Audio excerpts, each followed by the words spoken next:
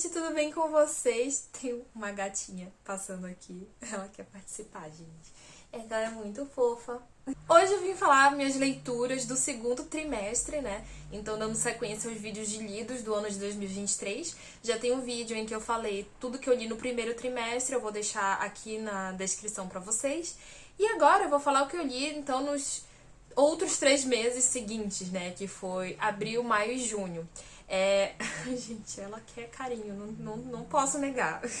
O segundo trimestre não foi tão produtivo nas leituras pra mim. Já aviso que esse vídeo, assim, vai ser um pouco curto, tá?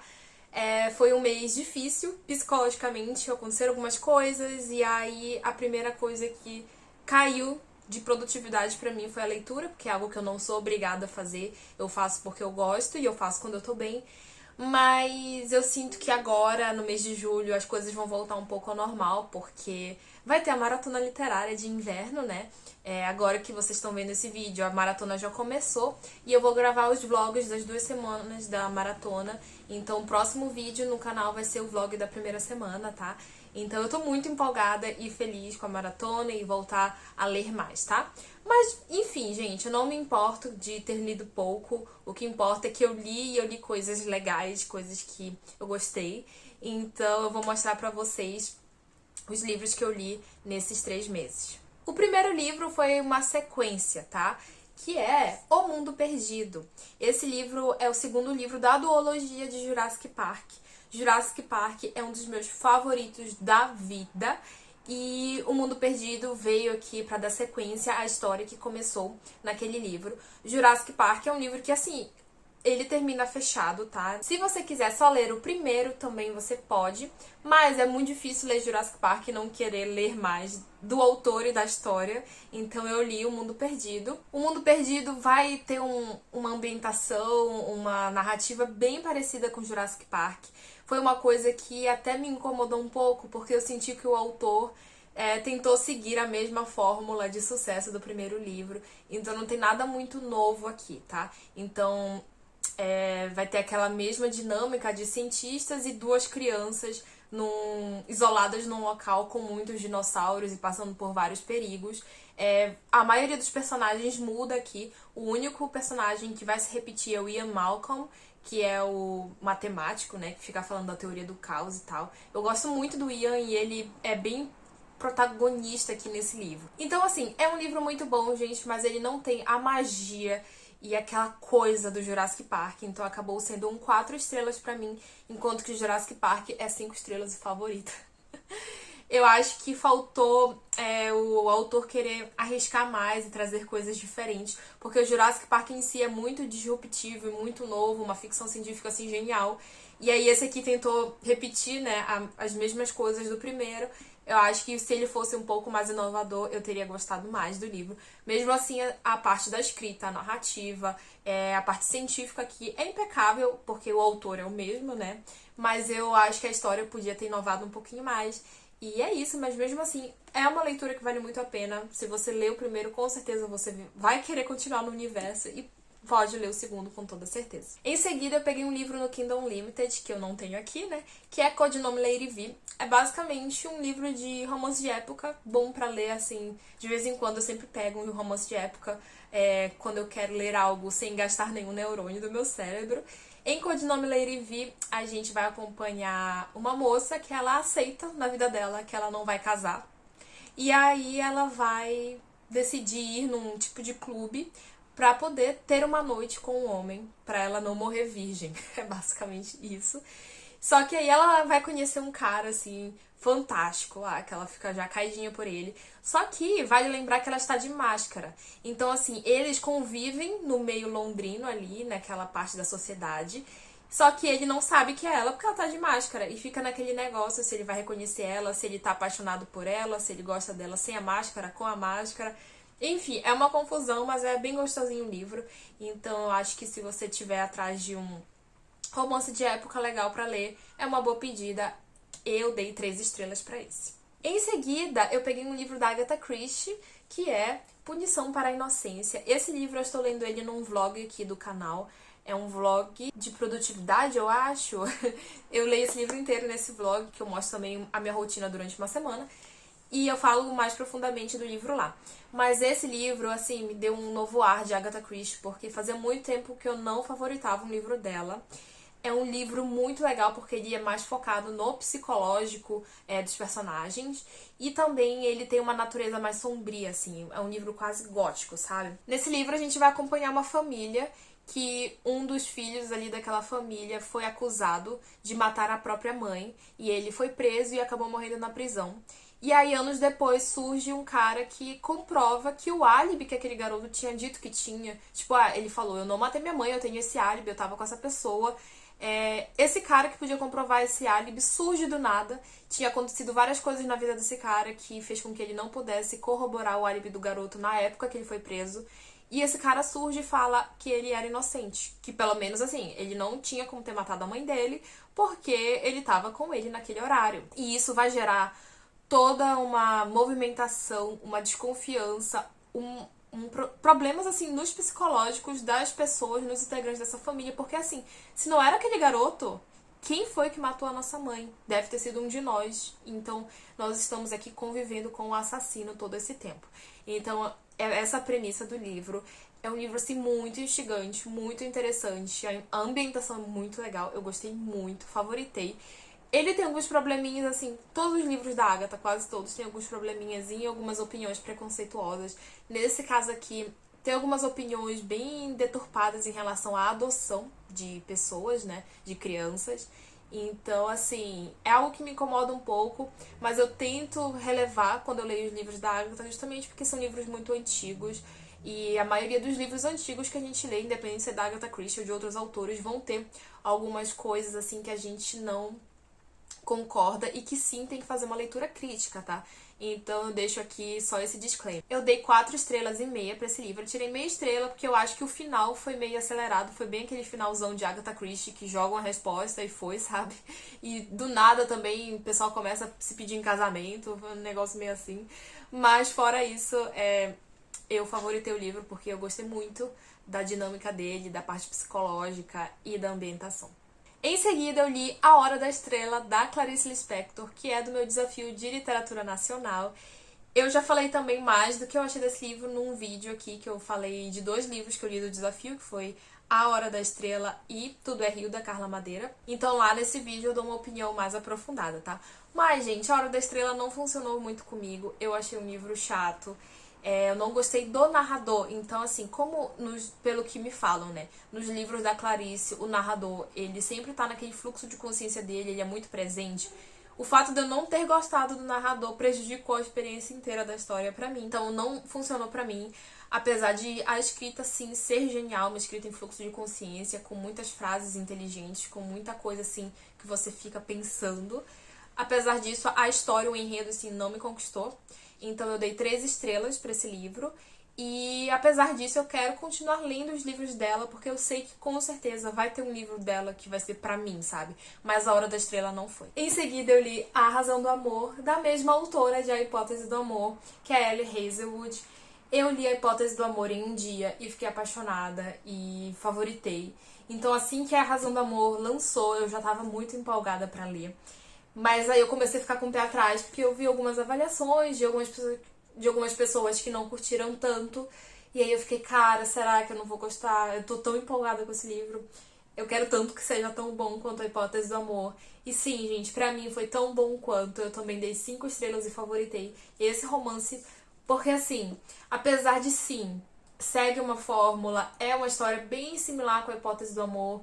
Mas, gente, romance clichê, sabe? Qual romance clichê não segue uma fórmula, sabe? A maioria segue uma fórmula e nem por isso deixa de ser bom, deixa de trazer sentimentos bons pra gente.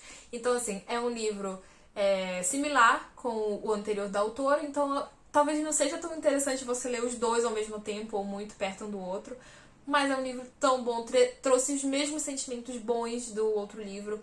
Eu li sorrindo, eu li tendo um quentinho no coração.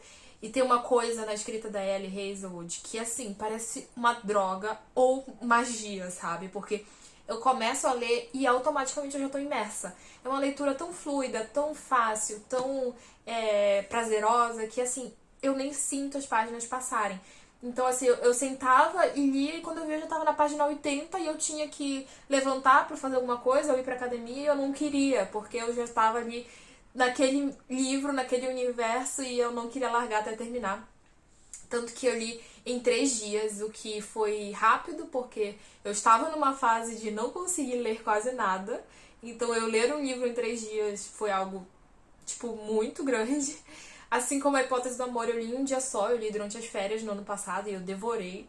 Então, assim, tudo que essa mulher lançar, eu vou ler, exceto aqueles contos, tá? É porque eu li o Stuck With You, que eu não sei como tá a tradução aqui. Aí eu achei um saco. E aí eu, não vou ler os contos. Mas os livros eu vou ler. E é isso. Esse livro vai contar a história da Bi.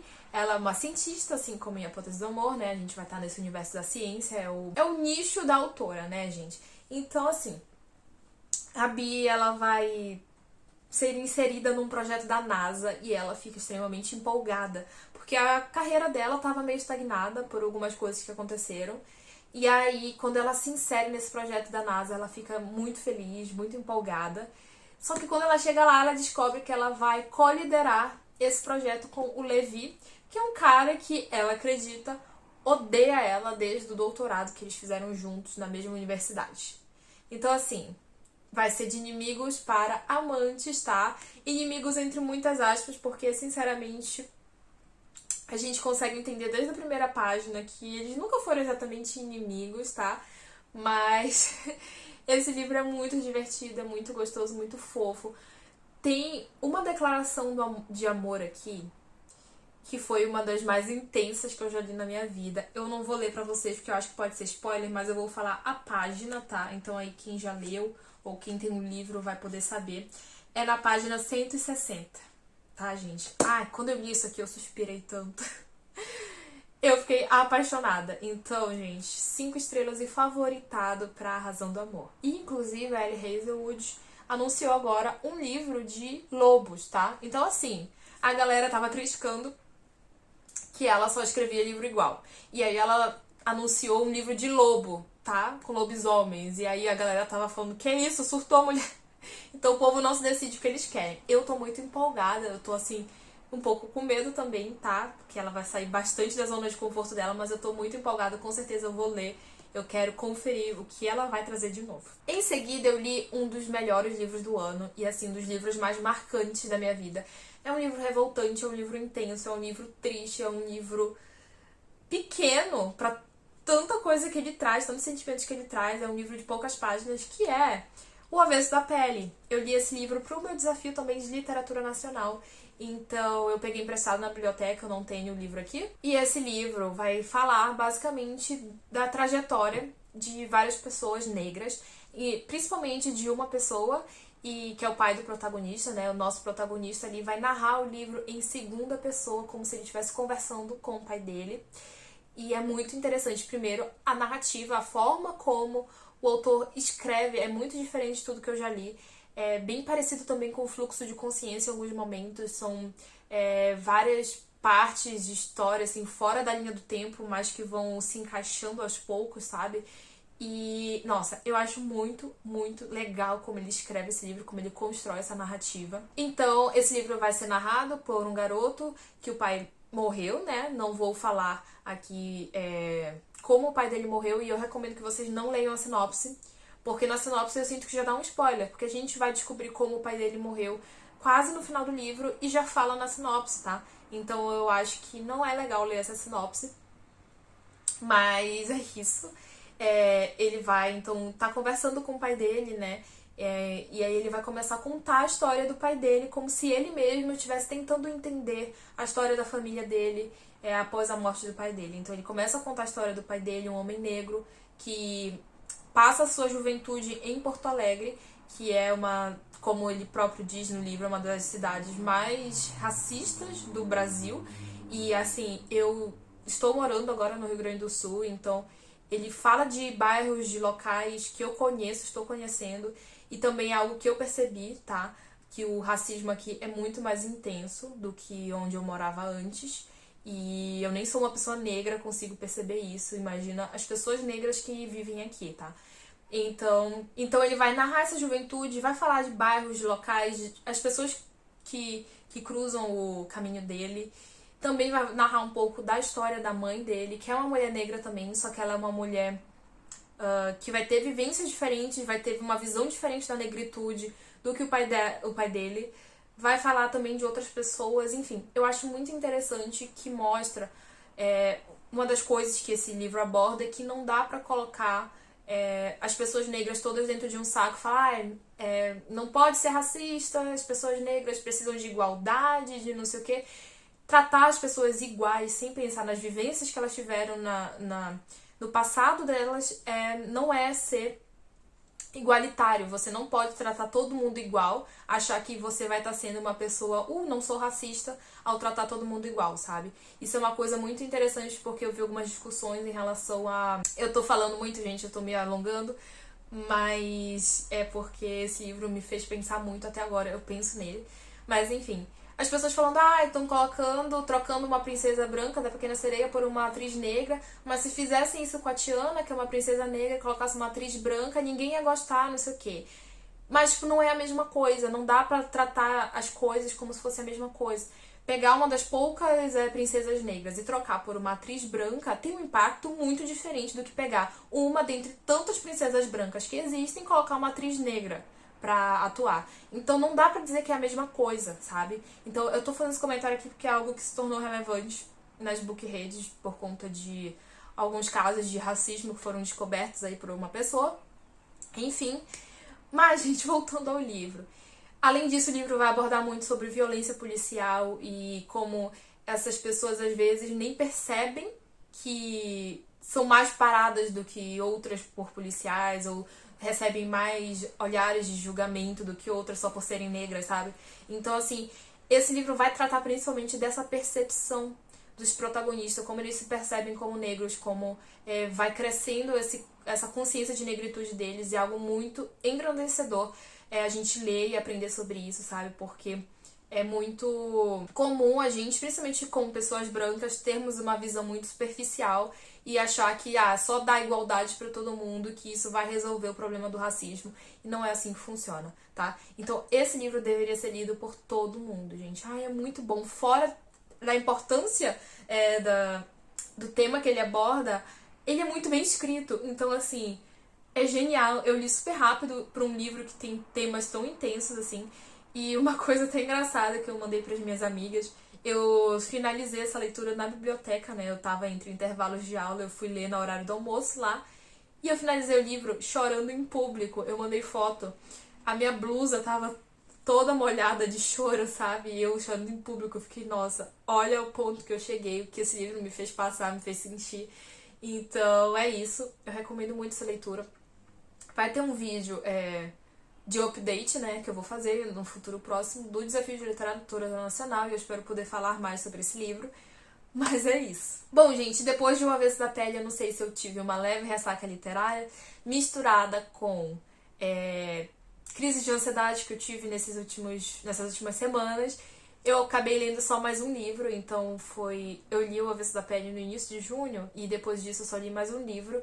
Porém, foi um livro assim, gente, que foi pro momento certo, porque era um momento que eu não ia conseguir ler mais nada, mas isso aqui foi perfeito pra mim.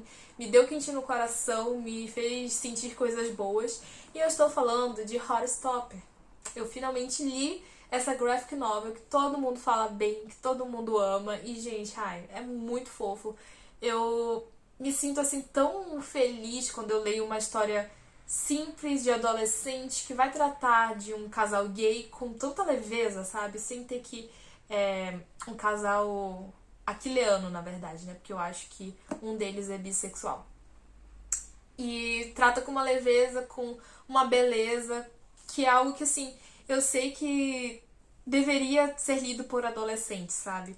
É uma coisa que ser lido nessa fase da vida deve ser muito bom, principalmente para uma pessoa que seja LGBT, ver esse tema tratado com tanta leveza, como se fosse algo completamente normal, sabe? Sem ter que tratar de assuntos mais sérios, de preconceito e de problemas com a família.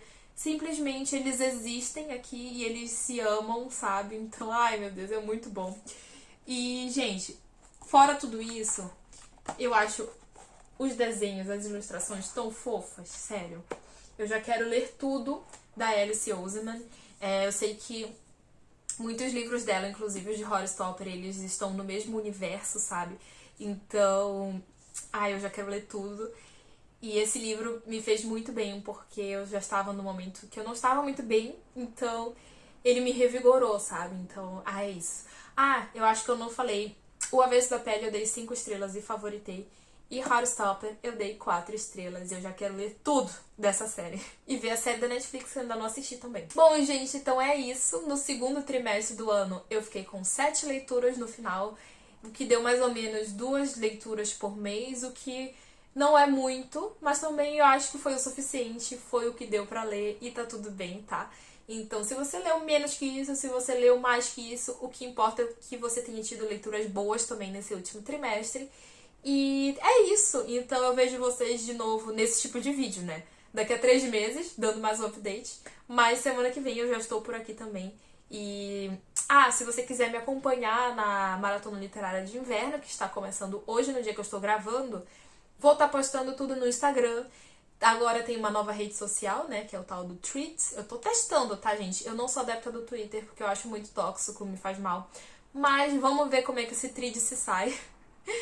E também vai ter vlog aqui da MLI na semana que vem. Então, eu espero que vocês tenham gostado. Me contem qual foi a leitura favorita de vocês do segundo trimestre de 2023. E é isso. Tchau!